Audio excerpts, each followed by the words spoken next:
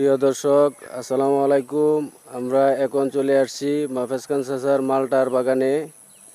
যে আপনারা দেখতে পাচ্ছেন যে চাচার যে গাছে ফলন আসছে, এই যে মালটা, এটা খুব সুস্বাদু মালটা। এটা বেসিক বাড়ি ওয়ান, এটা ওয়ান, এই যে ওয়ান চিহ্নটা হয়েছে, এই যে দেন মানে এটা ইয়ে 1 টাকা পয়সা আছে না, এই পয়সার মতো চিহ্নটা।